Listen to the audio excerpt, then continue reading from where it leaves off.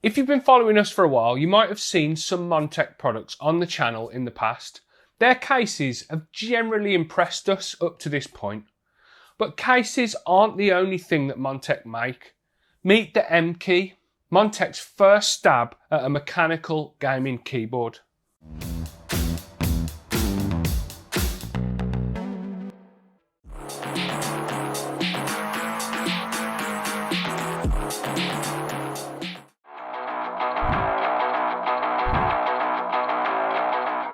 Hi guys, I'm Matt and welcome to Kit Guru and to my full review of the Montech MKey mechanical keyboard.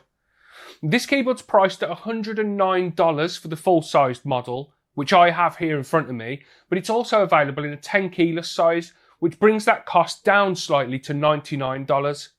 Now I'm saying the price is in dollars. I did quiz Montech on the UK pricing, but they couldn't confirm what that will be, but they did say it would be available in the UK from mid-July, so not long out now.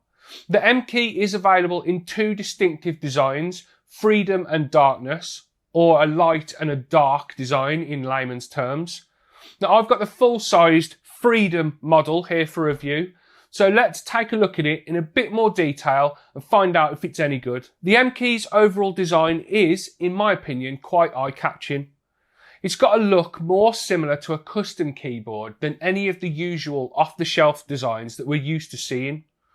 Reading about the design on Montech's website, it states that it was inspired by Osaka Castle in Japan. Apparently the keyboard is supposed to capture the essence of the castle. Now I couldn't quite get a field trip funded to check that out in real life and see whether that's true, but looking at some of the pictures on Google, I can't see how a keyboard can be like a castle. The included additional keycaps do contain an enter key with a picture of Osaka Castle on it, but that's as far as the medieval defensive features go, unfortunately. Maybe Montech will add a trebuchet or a moat on a version 2 of the MKey, who knows. The Freedom model of the MKey features a three-tone design to the keycaps. Now I'm colourblind, so I called in help from my missus and the kids to help me describe the colours, and even they struggled. We all agreed on the white and the light blue keycaps. The darker keycaps confused me on levels that a normal sighted person just won't understand. Are they grey like I see them, or are they green or blue like my able-sighted helpers argued over? Do you remember that post from a few years ago with the dress that did the rounds on the internet? Well, I think I might have found version 2 in this keyboard. They definitely stand out against the standard single colour keycaps found on other keyboards, and I personally really like them. As I mentioned, you do get some alternative caps in the box. The enter key can be switched out for the castle design that I mentioned at the start of the video. The alternative spacebar sports a dragon and a wave, and what I'm guessing is the sun in the upper left corner. The function key can be switched out for a Montech logo. And then finally, there's an alternative escape key with what looks like a fern or some sort of plant on it. The keycaps have an MDA profile and they feel really, really nice to type on. The overall profile, as well as the individual keycaps, have a sculpted design, and this is clearly visible when you look at the MKey from the side. Ergonomically, they feel very, very good, with the slight reduction in height on the middle rows being surprisingly noticeable when typing. The keycaps are double-shot PBT, and the legends, which are quite bold and very easy to read, are applied using a 5-sided die sub production process, meaning they should last a very long time before any wear and tear starts to become noticeable. The board that I have here for review has a US layout, as some of you might have noticed, and I did check with Montech about a UK ISO layout, and they said they have no plans for this for when it releases in the UK in mid-July, which I just find really odd, and I don't see them selling many of these keyboards in the UK if they don't address that and release a UK layout version.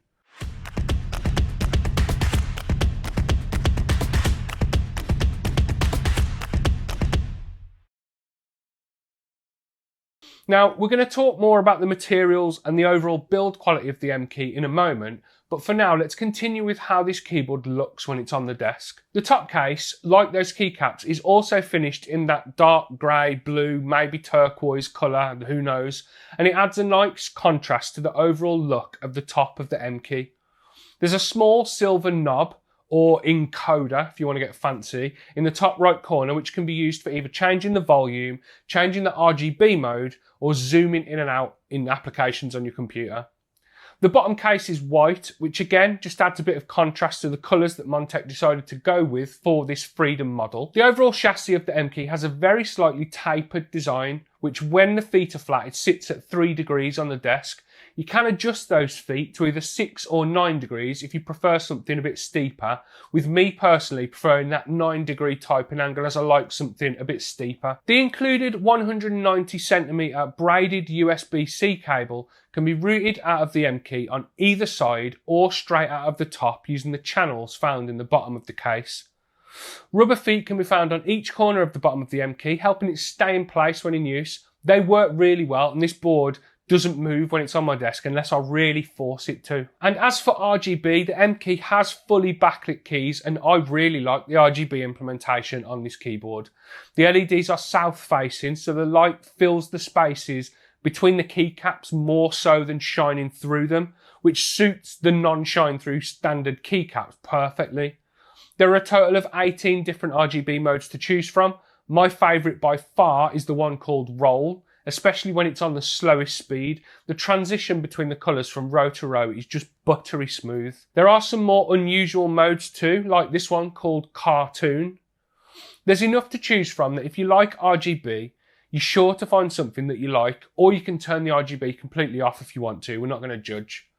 The rotary knob that I mentioned earlier is surrounded by a small moat of RGB, but this can't be customised unfortunately. It changes to indicate which mode of control is currently selected for that dial. Solid blue for volume, rainbow for RGB, and then red and blue for when you're using the dial to zoom in and out on your computer. So let's talk about the build quality. The overall build quality of the MKey is decent. The keys feel really nice and good quality. The chassis, although it is plastic, feels okay, but it does have a fair bit of flex to it, which you're never going to pick up your keyboard and try and bend it like I do for my testing, so it's not a massive issue, especially when considering the price. Plus that bit of flex helps to add to the cushion typing feel, but I'm going to talk more about that in a moment. The feet are okay. Again, they're plastic, but as always, you get what you pay for. This is a sub 100 quid-ish dollars keyboard, so you're going to get what you pay for.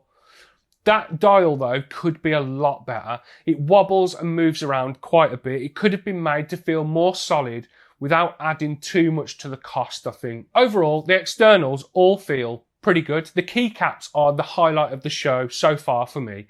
They feel great. They look as if they're going to last a long time. And the legends on them are that big and bold that even a freshly unearthed mole would have no problem reading them. So far so good. The externals are decent. For a budget-ish keyboard, it's doing okay. How about we take a look at the internals? The MKey has a gasket-mounted plate, which, as I alluded to earlier with the flex in the chassis, gives it a soft and cushioned typing feel. The steel switch plate and PCB are further cushioned by the inclusion of 2 silicone dampening layers, which just add to that overall experience of typing on the MKey being nice and soft. As for the switches, there are 2 options to choose from. They're brown or yellow Gator and G Pro V2s, the browns being tactile, and the yellows, which I've got in this review model, are linear. Swapping them out for something else is easy enough, thanks to the hot swappable PCB design, with both 3 and 5 pin switches being compatible, which when you couple that with the south-facing design, it means you shouldn't run into too much trouble if you choose to customise the MKey a little bit and change the keycaps or change the switches. The stabilisers and switches all come factory lubed and they all perform really well. I've been impressed with them, which is better than can be found on some of the much more expensive boards that I've owned and reviewed in the past. Here's a sound test with the board in its stock configuration, again with the Gator and G Pro V2 yellow switches and Montech standard keycaps and stabs.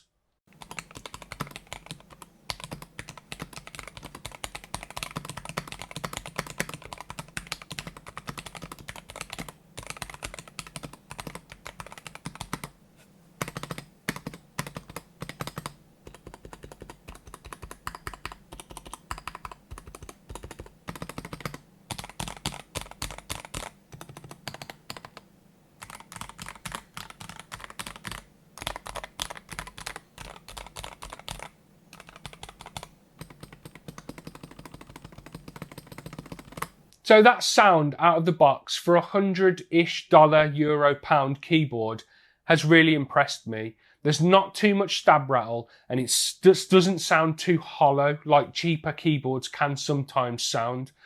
Overall, it sounds good for the price. Now, I've been using this keyboard for a little while longer than I usually do, as Computex came in between when it arrived to me shooting this video, and I've got to say, I like it. Typing just feels nice on it. The soft gasket cushioned actuation of the keys, coupled with that solid sound, is just an overall pleasant experience. Now, the dial is something we're seeing on more and more keyboards nowadays, and it has proved useful on a number of occasions, particularly for zooming in and out. And gaming with this thing has been just as satisfying. I've been playing Diablo 4 since its release, and the MKey has just been a joy to use, if I'm honest. I haven't had anything that annoyed me or any problems with it. Included in the box with the keyboard is a card which explains how to use and customize the MKey without installing any software at all, which is a really nice touch for everyone that dislikes installing peripheral software. I've seen you in the comments, and this keyboard has got you covered. One pretty cool feature that Montech call Boss Mode quickly returns you to the home screen if you press Function and F12, and it works fast. It's going to have benefits for some people out there, and I'm not going to go into details as to what they are. If you want to use software to control the MKey though, it is very basic, which will either be a positive or a negative depending on which side of the software fence that you sit on. The aptly named MCore 105 software has 4 tabs: light setting, button settings, macro management, and other settings. But again, all of this can be controlled from the keyboard itself if that's what you prefer. The light setting tab allows you to choose from one of the 18 preset lighting modes that I mentioned earlier on, or choose custom, and then you can pick which colours you want for specific keys. There's nothing fancy aside from the colour in that custom mode though, which was a little disappointing. The button settings tab allows for remapping of most of the keys. The function key is locked down as to not break the onboard controls, I'm guessing. The one thing that I was both surprised and a little disappointed to see though was that the dial cannot be customised, so you're stuck with the 3 functions it has as standard, which in all fairness are not bad, but it'd be great to be able to bind the dial to specific actions or keys, allowing for control over, say, like crouch, prone, or stand in certain games. Like Escape from Tarkov, you can stand at certain heights, and I'd like to be able to do that with the dial. That would be quite cool. Macro management is pretty standard stuff on most keyboards nowadays. You can create and store macros to automate stuff. This keyboard's no different, it'll let you do that. Then finally, the other settings tab lets you turn the MKey's N-key rollover feature on and off, a tongue twister there. You can change the polling rate, with the maximum being 1000 Hz, and then there's a button that's just a shortcut that opens the default Windows keyboard settings. Overall, the software is quite basic, as I said, but it does get the job done. It could maybe do with a lick of paint to spruce it up a bit and make it look a bit better, but it's not bad. So, in conclusion then, I think Montech have done a decent job considering that this is their first keyboard. After all, creating a good keyboard is a very different ballgame to creating a good case. The typing experience, which in my opinion is the most important part of a keyboard, is good. The combination of MDA keycap profile, gasket mounts and silicone padding produces a very smooth and very soft feel when you bottom out the keys, and typing is just a pleasant experience. The build quality was always going to be the area where there could have been improvements, as for this much money you just can't really expect like a full metal chassis, but the plastic used feels good, looks pretty good and performs well. The software isn't all that great, but it does get the job done, and the ability to fully customize the keyboard via keyboard shortcuts means it's not really a necessity anyway. The quality of that dial is my biggest disappointment with the board itself. It wobbles a lot and it doesn't feel too great at all. And then adding on top of that you can't remap it or customize it just further reinforces my feelings about it. I'll just if the dial's not going to be made that well, I'll just leave it off. The fact that it's releasing in the UK without a UK layout just doesn't make any sense to me at all. I get that the extra 4 SKUs to add to a product line costs money, but releasing a product in a market without catering to that market's needs is just baffling. It's kind of like a car company releasing a car in the UK that's only left-hand drive. It'll work, but it just doesn't feel right. Overall, it's a really decent keyboard if you're American. And I really hope that our review of this board goes some of the way to convincing Montech to release this board with a UK layout, as it's been a joy to type on and use during my testing, and it would be staying on my desk if it was a UK ISO layout. If you're watching Kit Guru from across the pond, then you can safely ignore that gripe about the layout and know that for around the $100, pounds, euros mark, this is a great choice of keyboard. And that's the end of the video, guys. Please leave a like down below if you enjoyed it. Don't forget to subscribe to Kit Guru to keep up with the latest PC gaming news and reviews.